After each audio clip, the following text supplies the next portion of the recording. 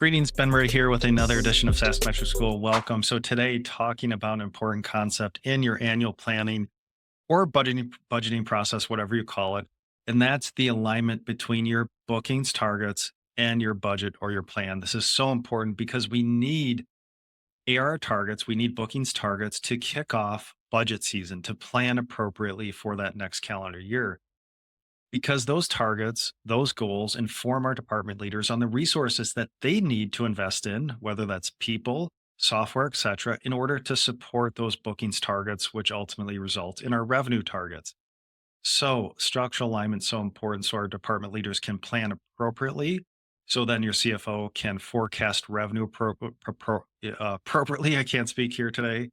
And understanding new versus expansion, forecasting revenue by product line, looking at our expansion assumptions, looking at our churn assumptions, looking at our contraction assumptions. So important to have that structural alignment between bookings and our revenue plan, bookings and the headcount that we need to invest in, especially in revenue generating or customer facing positions. COGS has to scale appropriately with revenue. Sales and marketing has to be aligned with our bookings plan. And then looking at the other departments, R&D, G&A, for example, and making sure we have the resources there in order to support those booking and revenue targets. And then, of course, alignment between bookings targets and our sales and marketing efficiency metrics. So CAC payback, cost of ARR, LTV to CAC.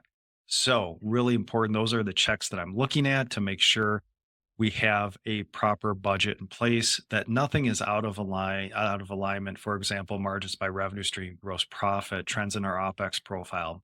So I've got a couple templates to share. One, my budget timeline that I used as an in-house CFO. That's a PowerPoint template that you can modify then for your own use. And then I have a department budget template and a department travel template that I would send at the start of budget season to my department leaders so they could input their assumptions, feed those back to me. I put it into the budget for that first draft and then iterate from there.